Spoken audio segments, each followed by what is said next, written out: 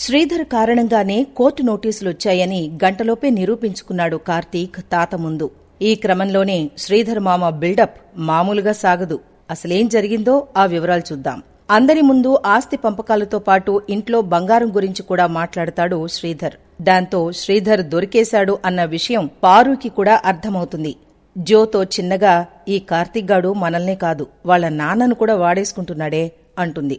ఇంట్లో ఉన్న బంగారాన్ని 2 వాటాలు వేసి 1 సుమిత్రకివ్వండి, 2 నా భార్య కాంచనకివ్వండి అంటాడు శ్రీధర్. ఇక కార్తీక్ కూల్గా ఉండమన్నందుకు శివనారాయణ కూల్గానే మాట్లాడతాడు. అంతేనా, ఇంకేం వద్దా అంటాడు. హా, వజ్రాల హారం ఉంది కదా, అది మాత్రం నా భార్య కాంచనకే దక్కాలి.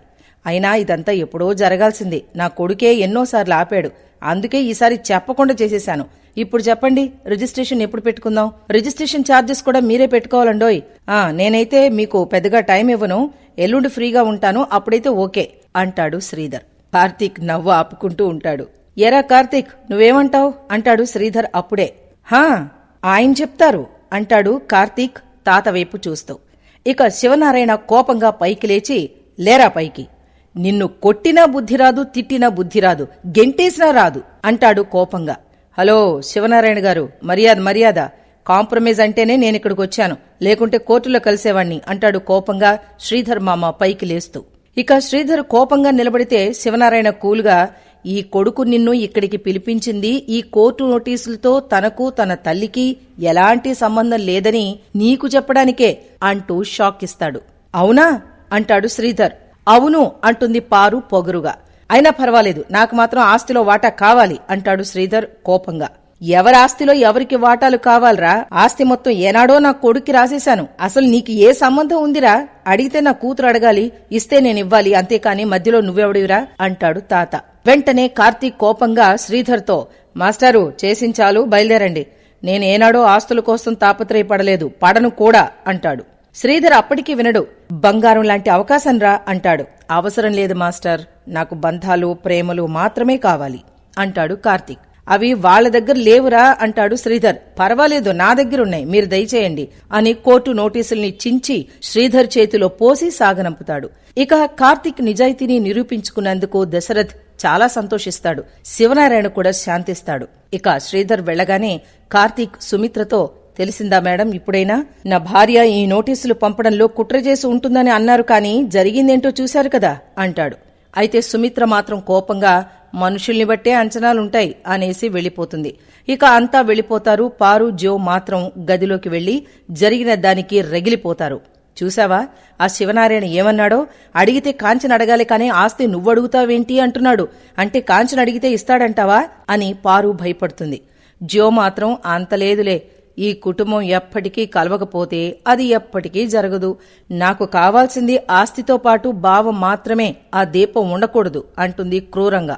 దాంతో పారు మనసులో ఇది రోజురోజుకి క్రూరంగా మారిపోతుంది.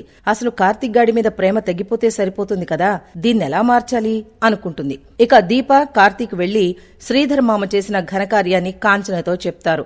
దాంతో కాంచన తల కొట్టుకుంటూ, ఈ మనిషి మారడా, నా పరువు తీయడానికే ఉన్నాడా అని తిడుతుంది. ఆ మాటలు విన్న అనసూయ బయటకొచ్చి జరిగింది తెలుసుకుని నోరెళ్లబెడుతుంది. ఫోన్ చేసి ఇవ్వరా, మీ నాన్ని కడిగేస్తాను అని కాంచన కార్తీక్తో అంటుంటే, చెప్పాల్సిన విధంగా నేను చెప్పి పంపించాలి అమ్మా, నువ్విప్పుడేం అనుకు. చెప్పాల్సిన విధంగా నేను చెప్పి పంపాలి అమ్మా, నువ్విప్పుడేం అనుకు అని ఆపుతాడు కార్తీక్. మరోవైపు శ్రీధర్ మామ ఇంటికి వెళ్లి కార్తీక్ చించి చేతిలో పెట్టిన నోటీస్ ముక్కలు చూసుకుని రగిలిపోతూ, నా కొడుకు జీవితం నాశనం కావడానికి ఆ దీపే కారణం అంటూ కావేరి ముందు లబోదిబోమంటాడు. అయితే కావేరి రివర్స్ లో శ్రీధర్నే తిట్టిపోవడంతో శ్రీధర్ మనసులో, ఆ దీపతో నా కొడుక్కి విడాకులిప్పిస్తే కాని దరిద్రం పోదు అని రగిలిపోతాడు. ఇక సీన్ కట్ చేస్తే ఒక పెద్ద సిద్ధాంతిని రప్పిస్తాడు శివనారాయణ. అందరి జాతకాలు చూసి బాగున్నాయని చెప్పిన సిద్ధాంతి జో జాతకం చూసి లెక్కలు వేయడం మొదలు పెడతాడు. చాలా సమయం తీసుకుంటాడు. అయితే దీప అప్పుడే సిద్ధాంతికి జ్యూస్ తీసుకుని వంటగదిలోకి వెళ్లబోతూ ఉంటే కార్తీక్ ఎవరూ చూడకుండా ఆపుతాడు. దీప, ఈ సిద్ధాంతి చాలా పవర్ఫుల్ అట, అన్నీ నిజాలే చెబుతాడట. అందరి జాతకం చెప్పాడు, కాని జ్యోత్స్న జాతకం దగ్గర ఆగిపోయాడు.